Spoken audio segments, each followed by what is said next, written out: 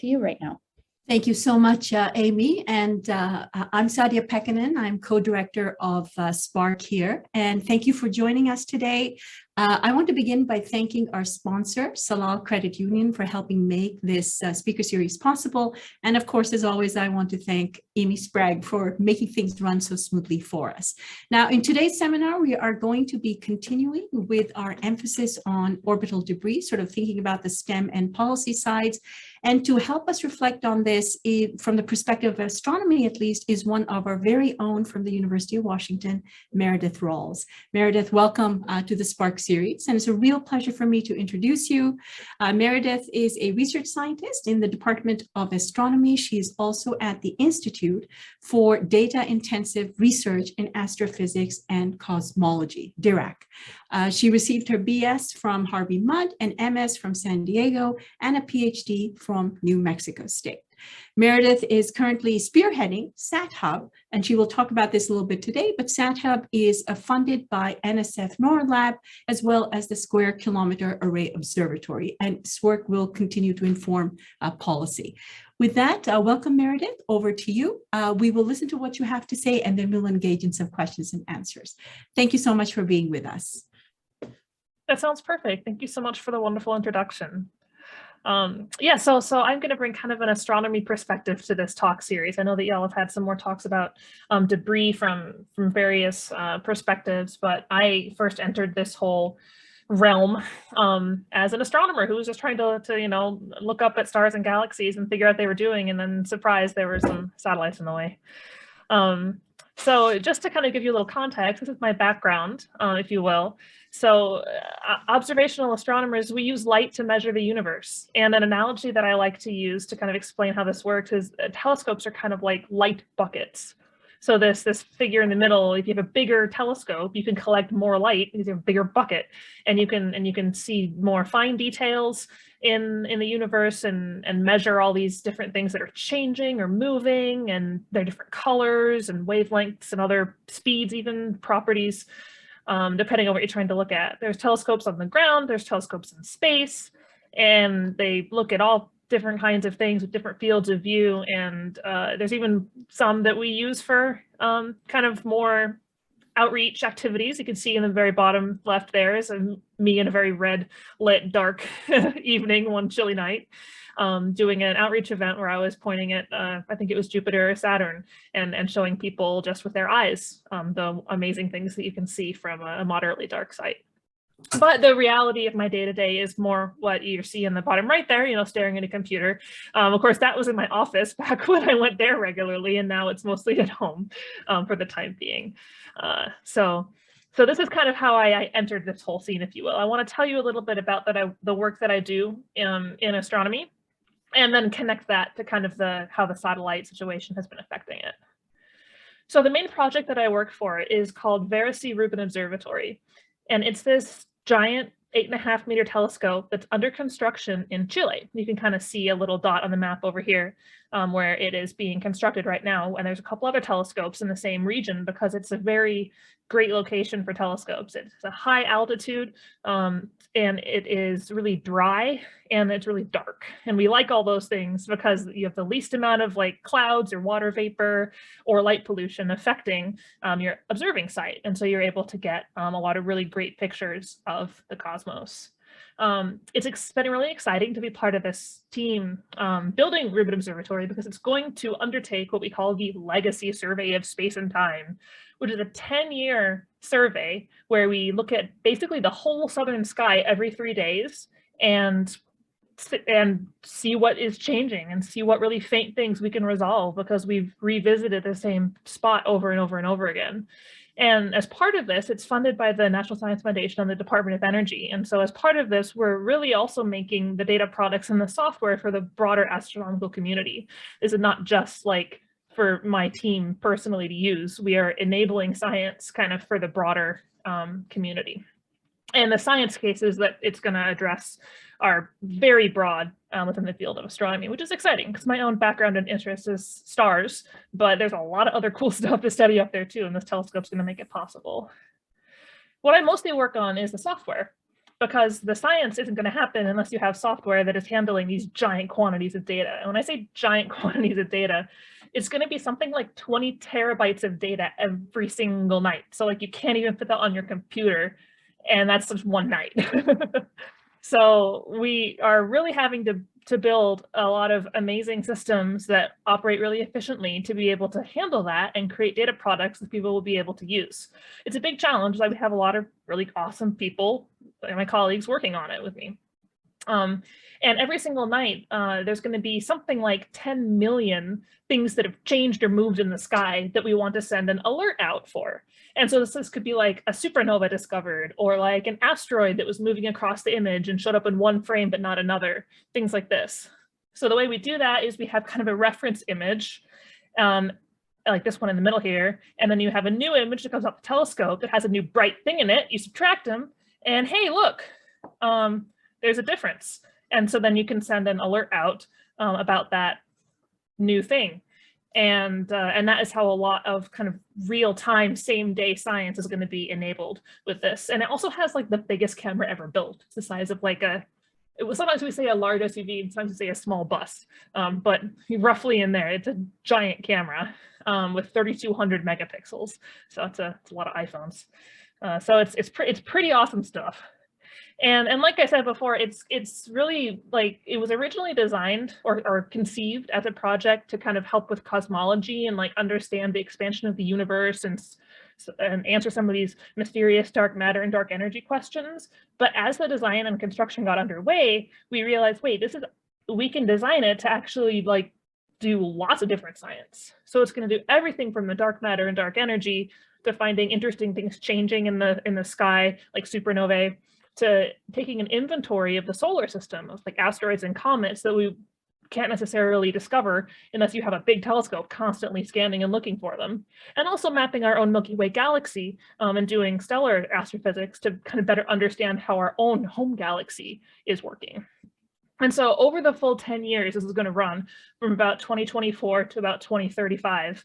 There's going to be 20 billion galaxies that we like catalog, 17 billion resolved stars, mostly in our own galaxy that we resolve, and some 6 million solar system bodies that we're able to map the orbits of just by observing them over and over again. So this is kind of an all sky map I'm showing here. And all of the colorful areas are where we're going to have several repeat visits in all of the different color bands the telescope has. So the reason that the top half of the all sky map is white is because it is located in the southern hemisphere. So we do not have access to the entire sky, sadly, but we do have access to the entire southern sky. So we're going to have this wide, fast, deep green area is the majority of the survey. And then we will kind of hammer on a few of these little yellow spots to get some what we call deep drilling fields to be able to have a large number of repeat visits on a few smaller areas of the sky as well to do some other science there. So really cool stuff. Very excited to be working with the team on this. Some really neat software challenges and just really cool discovery potential that's coming very, very soon, in just a couple of years to the whole astronomy community. So you can imagine that there's just one little problem that we've started noticing recently. And of course, that is this new large increase of these bright satellites that are being launched. This is a sampling of images from a variety of different kinds of observations, everything from astrophotography to one of the precursor telescopes for Rubin Observatory that I use to like test our data pipelines is this one down here. And it got very satellite photobombed in this 2019 image. And this is, we were expecting to see some amount of satellites during, the course of Rubin and other telescopes around the world as well. But this is kind of a new level that we were not anticipating. So what is going on? So the satellites themselves, they don't like shine bright beams of light down at us on purpose, right? It's not like they were built as like a billboard, thank heavens, but they reflect sunlight. And that's why they show up as bright stripes in our images. And they're stripes instead of dots because they're orbiting the Earth very close to the Earth. They're in low Earth orbit, not one of the higher orbits, which means that they have to move fast to not fall and crash into the Earth. And that if you're taking an image of the sky for even just a few seconds, it's going to move through your image frame and leave a bright stripe or a bright streak. So what I'm showing here is a plot from a paper that I was on that just came out a couple weeks ago. And it's showing kind of how the stuff in orbit population has changed over time. The black line is like the total number of tracked known pieces of anything. And then it's broken down into a few different subcategories. So the debris is like stuff that has broken up from collisions or whatever else caused little bits to fleck off. And there are a couple discrete up things that are labeled there from a couple specific events that occurred that really increase the number of debris in a concerning way. There's also steadily increasing, and the green there is leftovers. This is like rocket bodies. So you launch something to orbit, but you don't need your second stage rocket anymore, and it's too far out to like burn up in the Earth's atmosphere again, so it just kind of chills forever. That's gradually increasing. And similarly, the red is kind of gradually increasing. These are derelict satellites that don't work anymore, that also there was no plan to get rid of them, so they're just kind of chilling. The blue one, however, is my personal top concern at the moment from an astronomy perspective, and that is the active satellites, which, as you can see at the very end there, just has this hockey stick giant increase just in the last couple of years. And this is from these new commercial satellite operators such as SpaceX Starlink and OneWeb are the two active ones right now, but there are dozens more that have plans to launch their own constellations of satellites into low Earth orbit. And that has just been really, really increasing since about mid-2019 and has no current sign of really slowing down or stopping, which is concerning to say the least. So this is another visualization of kind of the same idea that I borrowed from Tony Tyson, who's the project scientist of Rubin Observatory, in a talk that he gave not too long ago. And I know the numbers are a little small here, but the basic idea here is it gives you an idea of how things are distributed at different distances from Earth in orbit. So there's a whole bunch of stuff like between 600 and 1,000 kilometers orbital altitude here. And this is where most of these low Earth orbit satellites are being launched to, around like 500, 600 kilometer orbits. And one reason that they're being launched here is because if you are close to the Earth, you have lower latency. So if you're trying to like get super high speed internet to like do your stock trading or something, I don't know how people do that, but apparently that's a need, then you need to be able to do it like with a really, really quick turnaround time. And if you have a satellite way out here, like the speed of light, is a real thing. And so you have a little bit more latency if you're using like a geosynchronous satellite, which necessarily is like way off the right end of this plot here. So that's one reason that a lot of these ones are in low Earth orbit. There is also another pro of being in like the lower Earth orbit area. And that is that if something does fail, it will, on a finite time scale, re-enter Earth's atmosphere and not linger as debris forever up in orbit, just, potentially causing issues down the line. So pros and cons, but this is kind of a snapshot of where things are today. I also have a video that I hope will play. There we go. So this is a simulation that the AGI group did that, again, I borrowed from Tony Tyson in a recent talk that he gave, showing existing and future planned satellite constellations from various companies. You'll see that in 2020 and 2021 is kind of the existing, and then I believe this was done in 2021, so now it's going into like future planned projected satellites. The Amazon pops up there. The Amazon Kuiper is one of the constellations that's going to be launching sometime soon. And there are all these other ones that I've only barely even heard of, and there's some that aren't even written down here because the simulation was done before the most recent filings were put. But we are headed in a direction that is, in my opinion, unsustainable, given how many satellites everybody has proposed to launch in a relatively short time frame. And remember, Rubin Observatory, that is supposed to do all this cool astronomy, is supposed to operate from 2024 to about 2034. And this is right in the same time period when this huge, huge, huge number of satellites is launching. So that's a little bit of a problem. So yeah, so again, this is another way to kind of describe the situation. This is another plot of the same, this is like a more formal paper version plot of the one I showed previously. And this shows a huge spike at about 550 kilometer orbital altitude. That is the SpaceX Starlink's because there are now, I forget how many thousand, over 2,000 Starlink satellites that have been launched since mid-2019, but they're just getting started. They ultimately want something like 40,000 in the full constellation. And so, you know, it feels like every other week there's like, oh, another launch of like 50 Starlink satellites went up. And yeah. And what's interesting is that this is not a constant thing over the course of the entire night. If you are trying to do observations near twilight, so close to sunset or shortly before sunrise, then you're going to see a lot more of these bright satellites. And that's just because they're illuminated by the sun, and so they haven't gone around behind into Earth's shadow yet. Unfortunately, some of the observations that we need to do for various science programs can only be done in these kind of twilight-ish hours. So it can have a disproportionate impact depending on the science you're trying to do.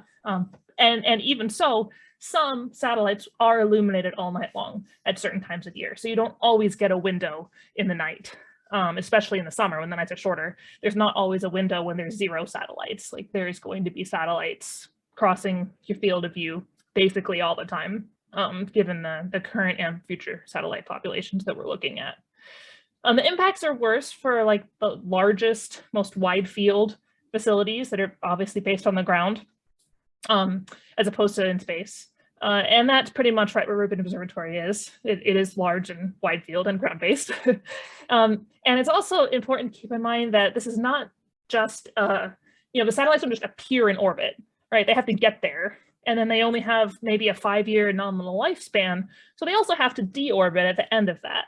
And when they're launching and getting up into their orbit, and when they're done being up there and they're decaying and burning up in the atmosphere, those are the phases of the satellite life cycle when they're brightest. So it's relatively short, like it's maybe a couple weeks or a couple months at most for when they're going up and when they're coming down.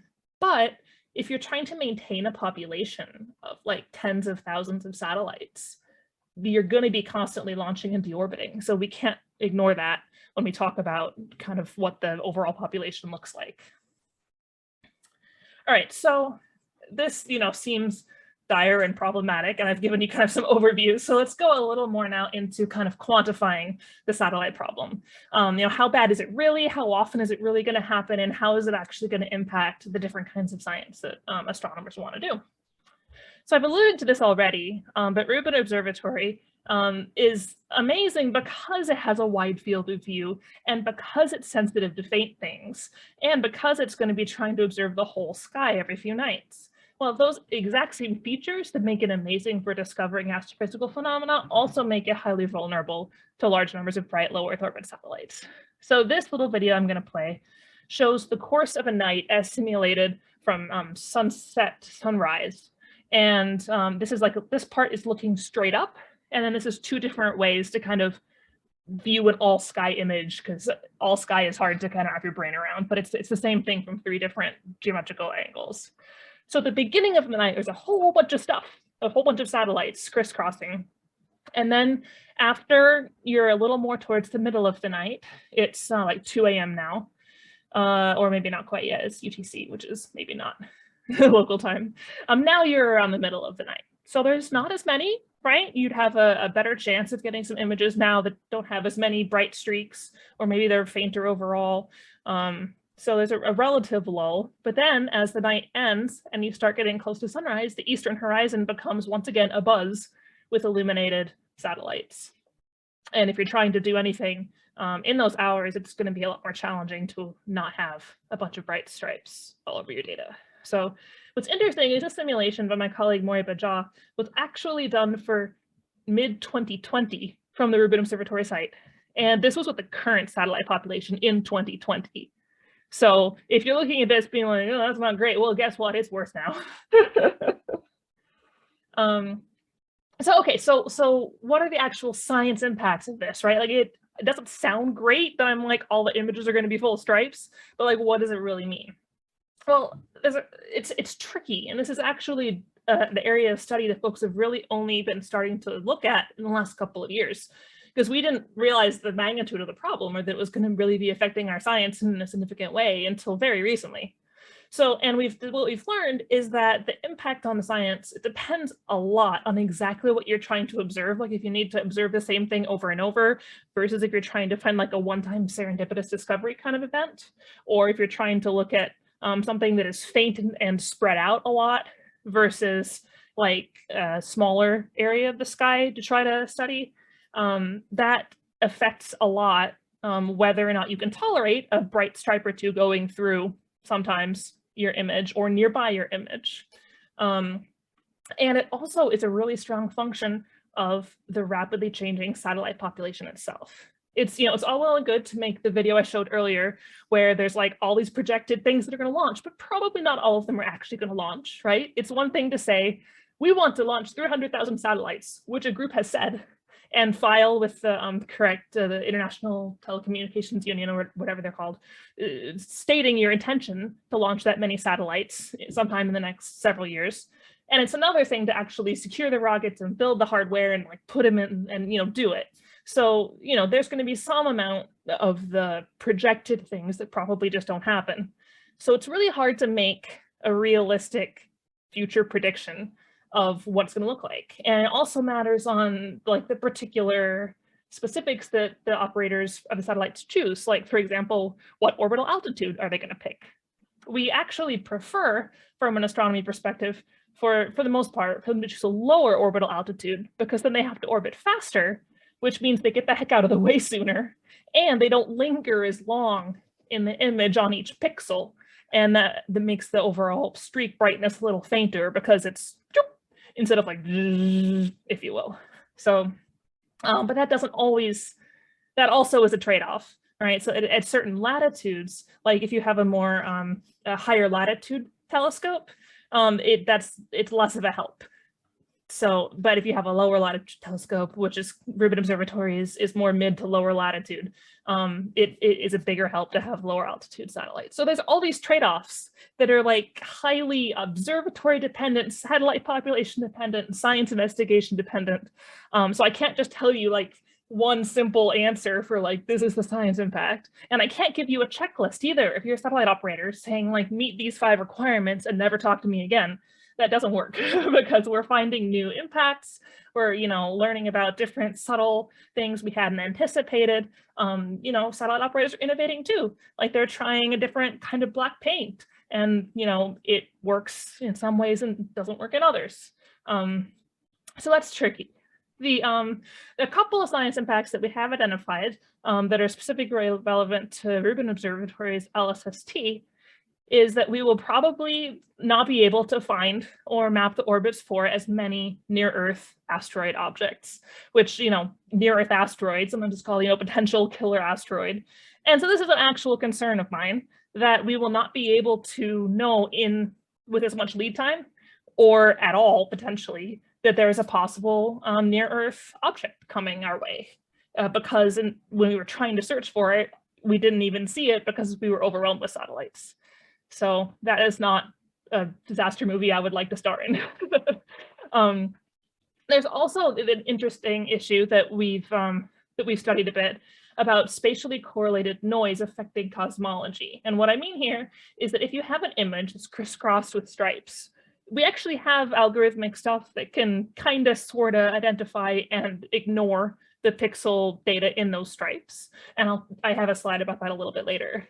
But even if you do that, you have introduced spatially correlated noise by the nature of putting like any kind of stripes across your image.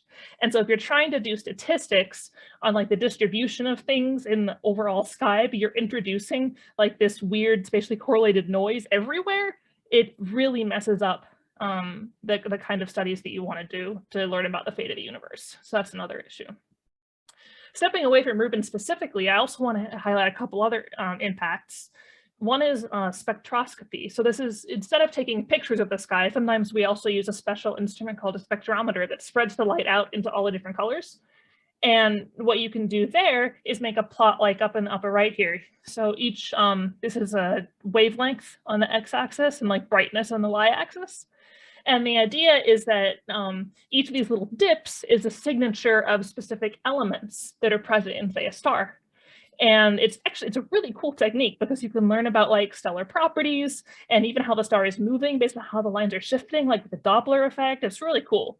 But if you happen to be taking a spectrum of a star or a galaxy and a satellite goes across your observation, you might not know because you weren't taking an image at the same time because your telescope was busy taking a spectrum.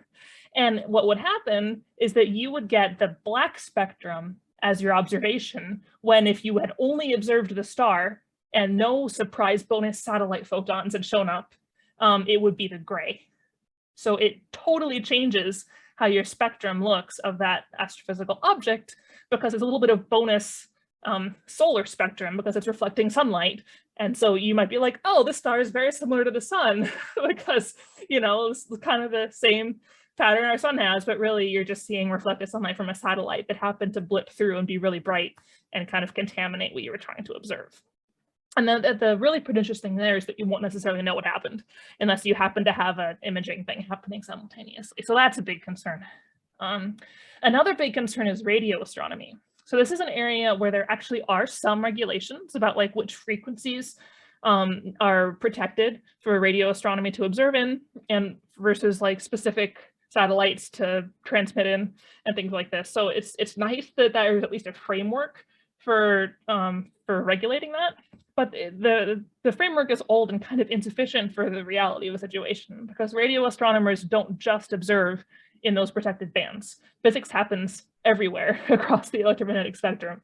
So, you know, even if there is a band that's really noisy for like cell phones or satellites or whatever, you know, there might also be interesting astrophysics happening there too. So when possible, what we do is we put our radio telescopes in the middle of nowhere and we have big signs in the highway that are close by being like, turn off your cell phones, you idiots. I mean, it's usually nicer than that, but like if you ever visited a middle of nowhere radio observatory, there really are signs being like, turn off your cell phone, like airplane mode doesn't count, there's no signal here anyway, like please don't mess up our observations.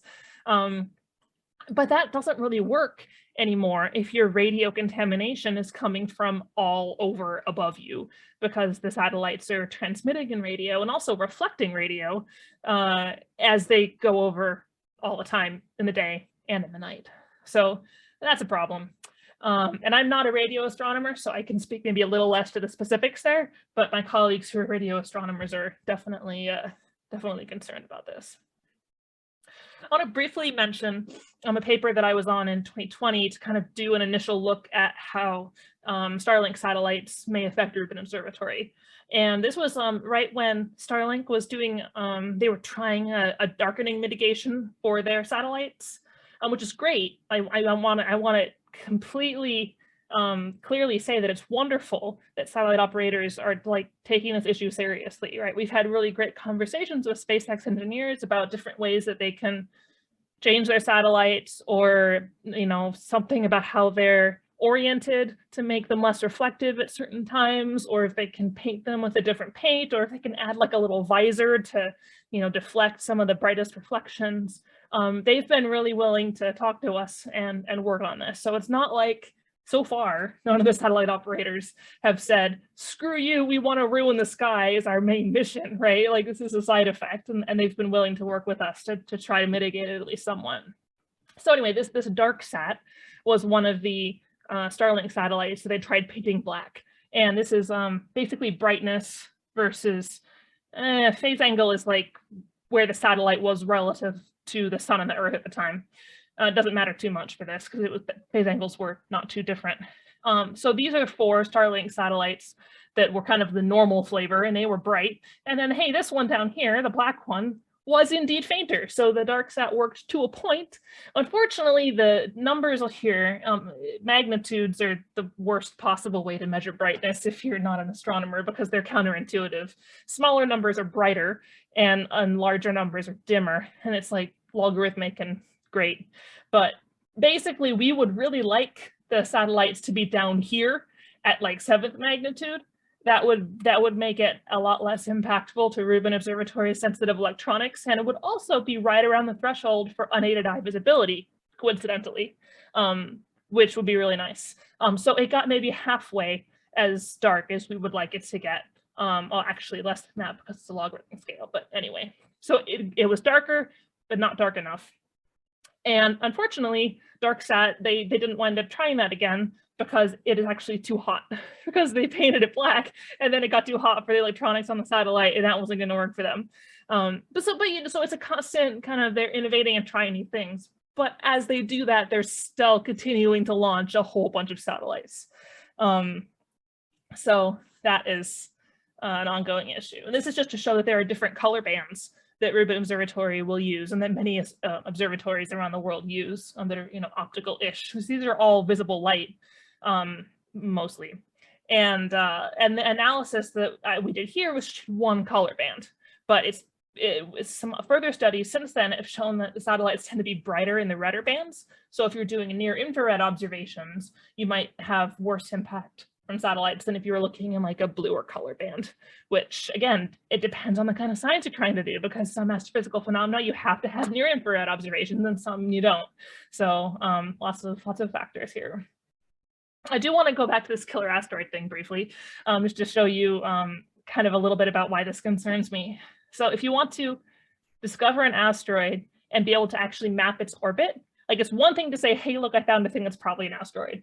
But it's another thing to say, okay, I have now observed it 3 or 4 times and I can see its trajectory from one image to the next. And if you have those images, then you can map out its future orbit. But as this little, I'll see if I can play this again, as this little cute thing shows, if one of those 4 observations had a satellite stripe going through it, you wouldn't have that data point and you wouldn't necessarily be able to know what the satellite's orbit was. In this particular example, maybe because it was a middle one that was obliterated, it would actually be okay because you got one after, but the point stands that if you can't get 3 or 4 observations relatively close in time of the same object, then you're not going to be able to map its orbit or know if it might intersect with Earth or not. So we lose the opportunity if we get satellite photobombed in that case. Another interesting study that happened just at the beginning of this year was there's another survey happening on a small telescope in California at Palomar Observatory, and it's called the Zwicky Transient Facility. And I like to think of it as kind of like a mini Rubin Observatory because it's a lot smaller telescope. They don't have quite as good of a dark sky sight, but they're doing a similar kind of science. They're trying to like map as much of the sky as they can see and revisit areas frequently and find things that are changing and also map some faint structures. So they took a look at their observations from early 2020 to like mid to late 2021. And they took a look at how many Starlink satellites they were able to identify and see in their images. And they made this plot, which, surprise, there's a lot more images affected as time goes on, because this is the time period where there were a whole bunch of Starlink launches happening regularly, and just the population was gradually, steadily, or really rapidly increasing. And they saw this in the images that they took. But it just so happens that this particular telescope, because it's relatively small, it's not as affected by the satellites as a bigger, more sensitive instrument would be. So their conclusion was that at the moment, the science is not yet strongly affected because you can see the stripes, but they're not overwhelmingly bright for this telescope. And, there's not that many of them, even though they've noticed a big increase. So, they're not freaking out and panicking and trying to like salvage the last little bits of data they can. They're just saying, hey, we kind of noticed this increase. If this continues, might not be awesome, but our particular telescope for now is okay. Which was kind of interesting because it's like, okay, maybe this isn't so bad, but you really have to think a bit, like you have to think a little bigger picture about like the trajectory that things are headed, right? Because this is a really small, like 1.5-year snapshot. And, if they do this study again in 5 years, they might have a different conclusion. They probably will do this study again in 5 years, so stay tuned. But we're hoping that we can maybe have some impacts on policy or regulation in the interim to make the impact not as big as time goes on. So this is another kind of helpful visualization of how Starlink in particular has done some work to mitigate the brightness of their satellites. So, and this is part of what the ZTF paper looked at as well, was could they tell the difference between the Starlinks that had this visor that was supposed to block some of the light and the Starlinks that didn't have that visor. And so this, now the brightness is on the x-axis. And so the brightest things are over here, sorry, and the faintest things are over here. And this is just how many, it's just a histogram. So there was a big kind of bimodal distribution where there was a whole bunch of satellites that were about 5th magnitude, which is pretty bright. And there was a second distribution of satellites that was like 6.5 magnitude. And these ones basically have the visor mitigation where it's blocking some of the brightest reflections, and these ones do not. So, however, as I mentioned before, like our actual darkening target that we've communicated to them is around 7th magnitude, and they did not manage to get that far yet.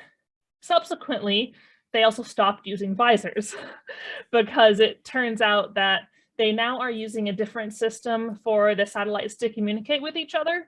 They're using an infrared laser instead of radio frequency transmissions, which maybe is good for radio astronomy. Stay tuned. But that they wouldn't be able to actually use the lasers if they had the visor, because the visor would block the laser, just like from a hardware perspective. And also the laser adds a lot of weight, so they didn't necessarily have the weight allocation for the visor as well if they were doing the laser thing. So I think that they are now currently trying some different kinds of black paint darkening mitigations, but I don't have any of the technical details on that because they keep it very hush-hush and I have not signed any NDAs. So it's kind of a wait and see what happens next kind of situation, which is not particularly heartening at this stage. But again, it is good that they are acknowledging this is a real problem and working with us to try to come up with some technical solutions, versus just saying, you know, screw you astronomers, we'll do what we want. So that's a positive dialogue we have going.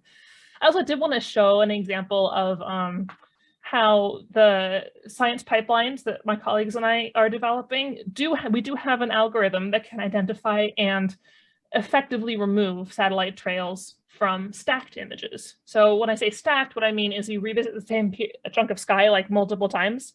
Let's say one of those visits has a stripe in it. When we're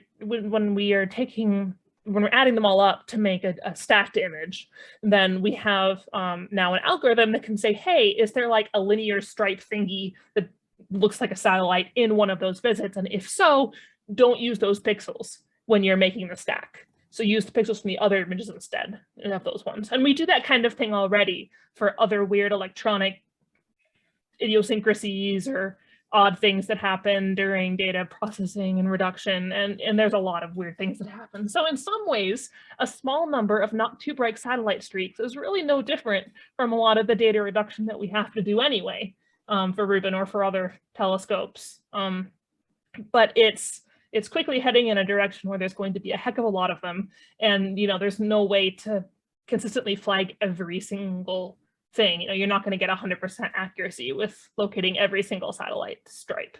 Sometimes they also change in brightness. I don't have an example picture of this, but they don't always have a constant brightness as they go across. They can flare or glint, and so it can be like, you know, a really bright and then like fainter and then bright again, and maybe the algorithm wouldn't notice that was a satellite. It would think it was just like, I don't know, a bunch of random stars that were bright or something. So that could also be an issue. And this assumes that the science you're doing wants a deep stacked image where you've added a bunch of visits together. If you're trying to find a one-time event, like a supernova or a variable star, that's not the kind of processing that you want to do. You want to use each individual exposure. So then you have another issue there as well. So some promise there, but not a panacea. All right, so I also want to talk a little bit about some more of the, I guess I'll call this policy, or at least astronomers attempting to like make this a bigger picture issue and prioritize dealing with it in more than just a pixely hardware-y kind of way. So the field of astronomy recently underwent this decadal survey process where the National Academies of Sciences, it happens every 10 years, and there's like 13 expert panels of astronomers who are tapped for every different field of astronomy. And it's this huge community-wide effort that takes, well, it was supposed to come out in 2020, but there's a bit of a pandemic, you may have noticed. So it actually was released in 2021. And the idea is that it kind of sets the pathway for the main priorities and where we should be investing our dollars and our resources to maximize discovery in all areas of astrophysics. And as you can imagine, like every astronomer and every committee has their own set of priorities and favorite topics and like, you know, top needs. And there's a very finite budget available from sources like NASA and NSF. So, you know, not everyone is going to be completely happy at the end of the day of this process, but it's a really big document. And there's a nice website that kind of summarizes it. If you're curious, you can take a look at that. But I was very pleased to see that while there wasn't like a whole specific section dedicated to it, the whole report mentioned satellite over 100 times, and more than half of those, or actually about half of those, refer to satellite constellations and not like other uses of satellite in common astronomy parlance. So it is very much on our radar, so to speak, despite the fact that when these panels first formed and the original decadal survey process was beginning, Starlink hadn't launched anything yet. So like it was literally over the course of like the 2 years when these panels were meeting and writing and deliberating and prioritizing and, you know, coming up with this survey that the whole problem really began and is now continuing. So I was very pleased that they were able to incorporate some of this into the issue. So basically they say that they acknowledge that satellite constellations are going to significantly affect work in astronomy, and they're saying that the NSF should work with federal regulators to develop and implement a regulatory framework to help control this impact, which is a vague statement, but like an absolutely correct one. They're not saying here's a pile of money, but they're saying this is a priority that needs to be dealt with. And then similarly for radio astronomy, you know, to ensure that we can still do radio astronomy, you know, NSF and potentially other federal agencies need to support and fund different avoidance and mitigation approaches to deal with radio frequency interference. So this is very much on our radar at like all levels of the field, which I'm pleased about, because when we were first working on it, it was very much a, you're doing what? Like it affects astronomy, how? But now like most astronomers are at least aware. So we've made some progress at the very least. And to that end, there have been a series of workshops that have taken place over the last 2 years. There's the SatCon 1 and SatCon 2, which was kind of more US based. And then there was Dark and Quiet Skies 1 and 2, which was more international. And the first set were kind of, the goals were to identify the issues, like come up with the kind of recommendations that we should even like try to do in a perfect world. And then the second ones were like, okay, now that we have a list of recommendations, like how can we actually implement them? And now that we've done that, and those reports exist and you can read them, they're freely available online if you search for SatCon 2 or Dark and Quiet Skies or what have you.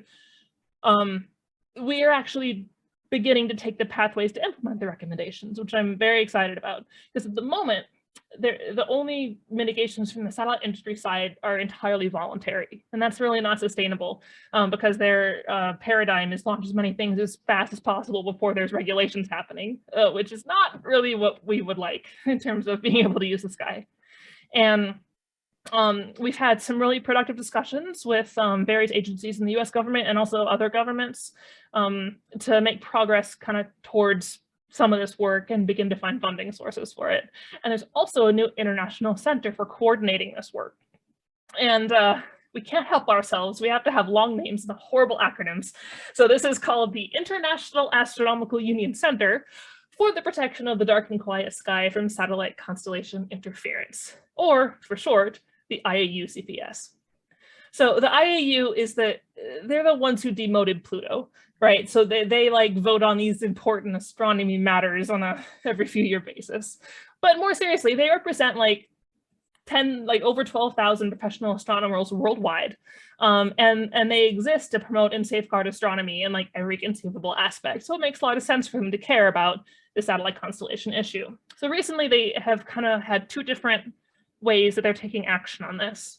One is working through the UN's Committee for the Protection of, I always get it wrong, Copulis, Committee for the Protection of Outer Space or something. Yeah, Sadia's nodding.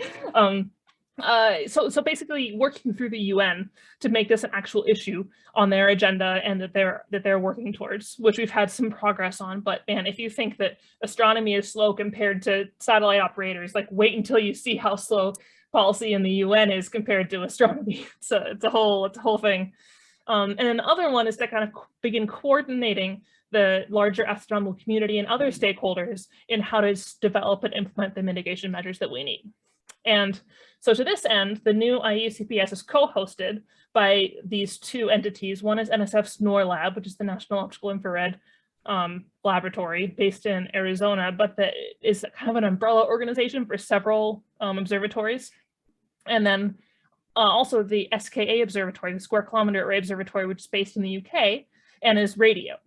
So we're trying to cover multiple countries, multiple wavelengths, multiple astronomy interests here as the two co-hosts of this new center. Now, it's so new that it literally started last month, so I don't even have a good website to point you to, but there are going to be 4 main hubs of this center, and I'm kind of spearheading the Sat Hub one, which is all about observations. So what kinds of observations can we make to better understand the problem? How can we share data analysis tools to like mitigate the problem, and everything in between, like training tools to learn how to use these things, software, etc. So we really want this to be like a central coordinating place for those efforts so that people aren't accidentally going off in their silos and doing the same thing and then only realizing it 2 years later when suddenly the problem's 10 times worse. There's also, though, there's a policy hub, and there's an industry and technology hub, and there's a community engagement hub. And all of these are being led by awesome people who, again, are primarily have astronomy backgrounds, but really care about like the different broader impacts and being able to make a real difference in this space. So, okay, let's see. I don't want to talk forever. So let me look at what I have left. Yeah, so let me briefly mention a few projects that I am currently involved in and going to begin being involved with soon. I'll go through this kind of quickly, so I'm happy to take questions on them later. But one is the Trailblazer project. This is something that I am leading with Dino Bajtetovic at the University of Washington Dirac Astronomy. And we're building an open data repository for collecting satellite streaked images so that when people accidentally have satellites, we can kind of build a collection of these images and use them to better understand the extent of the problem and develop software solutions and things like this. This is underway. Don't have a website quite yet. We're going to have a poster on this at the upcoming AAS meeting next month in Pasadena. A couple projects in the works for summer as well. The UW eScience Institute hosts us an annual summer program called the Data Science for Social Good program, which is really awesome. They recruit or they solicit applications for people to lead projects over the summer, when they assign teams of 4 students from all around the country with diverse backgrounds, and they also assign a data scientist from their own staff to work on these projects. And I was very pleased to learn that our project was selected to work on quantifying how bright streaks are in images from various sources. So here's actually an example of the glinty thing I was talking about, right? It's not always a steady state streak. Sometimes it can be like brighter at certain moments or not. And so like all these different images are starting to, people email them to me. We're going to be collecting them with Trailblazer, like they're randomly shared on Twitter or what have you. And we really want to develop a way to kind of measure how bright the streaks are in a standard way, so that we can have that data to be able to better inform the policy decisions and understand the current status and changing status. I'm also going to be working with another undergraduate that's on a more Rubin focused project this summer to see if we can tweak the Rubin observing strategy scheduler to dodge a few of the brightest satellites, because we concluded back in the 2020 paper where we were looking at like Starlink and Rubin and like, oh my God, what do we do? We basically concluded that trying to dodge was pointless because there's going to be so darn many of them. And that's kind of what this is showing. But that was assuming we wanted to dodge everything. So I'm going to be working with this student and another colleague to kind of look at an in-between scenario of, what if we knew where the brightest ones were going to be? Would it be worth it to try to avoid them when we're scheduling exactly what a telescope's going to look every night? I'm also working on a proposal to build the Past Predict tool, which is a software tool to forecast satellite crossings. We're hoping to hire a postdoc in astronomy next fall to collaborate with some colleagues at NORLab to build and host this tool that will be publicly available to observers worldwide to help them potentially avoid getting satellite streaks in their images. And also, I'm working to establish this sat hub at the new center, which has a whole bunch of different aspects to it, and it will not be just me, but will really be a big community effort. So, okay, so the current status kind of for observational astronomers is that the impacts to astronomy depend strongly on the satellite population. The science impacts, like, so far aren't huge, but the rapid increase in the number of bright satellites is really unsustainable. It is heartening that some of the darkening mitigations have shown some modest successes, but they're not good enough. And there are dozens of operators that have filed for hundreds of thousands more satellites. So there's no guarantee that we can, like, realistically have a dialogue with each of them to voluntarily mitigate every single thing that's happening. There are some software solutions that can help, but they don't fix everything. And there's a lot of efforts, ongoing, observational, and otherwise, but frankly, this takes time and money away from the science that we want to do. And one of my biggest concerns in this kind of whole thing with Rubin in particular is that we won't know what we don't discover.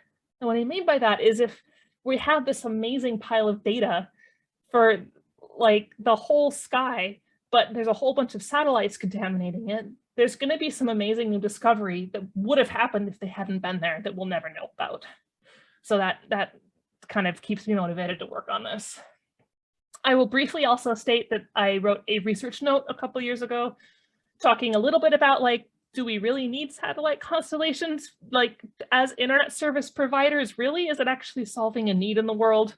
And we concluded that given the price point, basically, it's either unaffordable or not needed for the majority of nations in the world. So if you're interested in that, happy to talk more about it.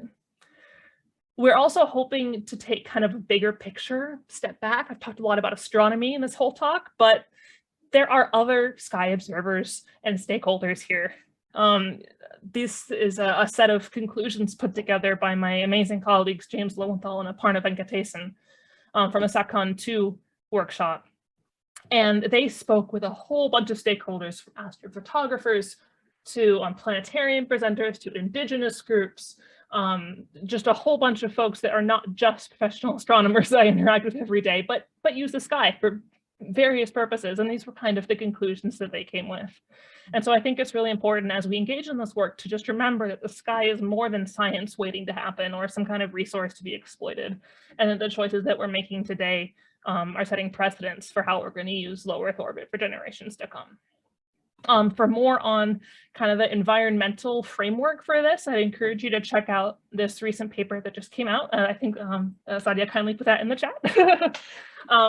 Because right now, orbital space is not really treated as an environment, and we basically argue that it should be, and that there are small cumulative effects every time you launch a new bunch of satellites that need to be considered in an analogous way to how climate change is considered, and other environmental issues are considered, like with a cumulative impact kind of framework.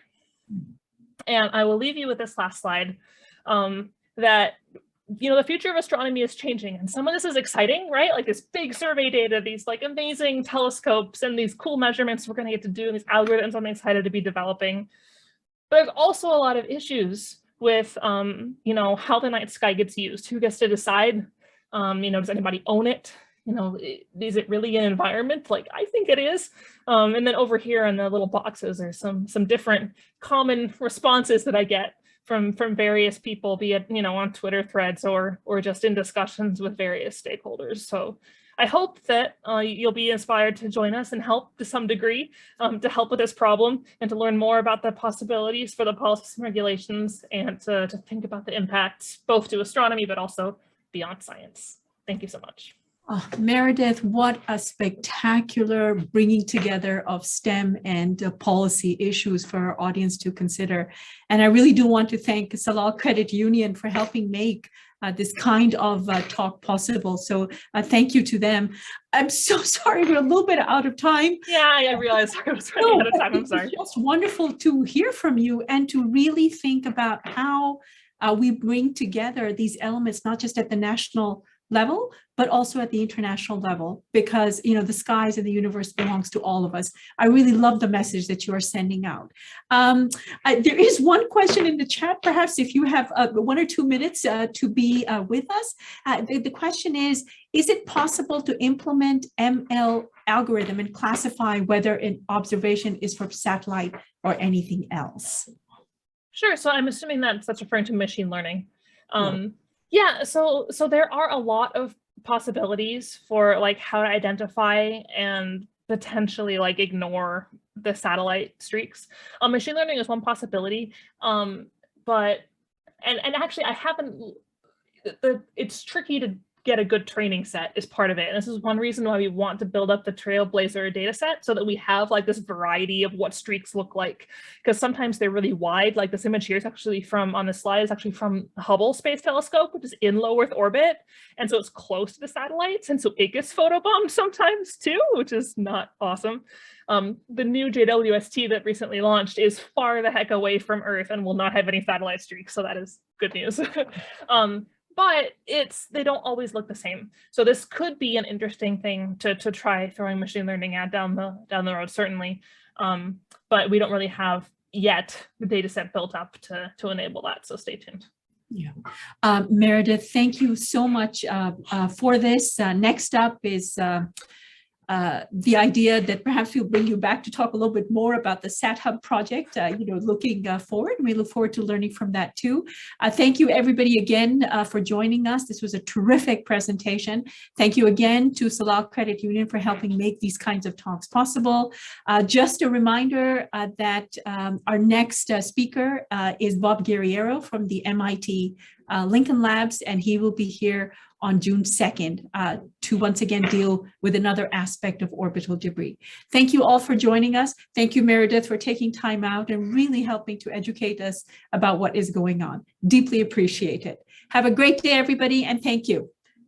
Bye-bye. Thank you so much. Bye-bye. Thank you.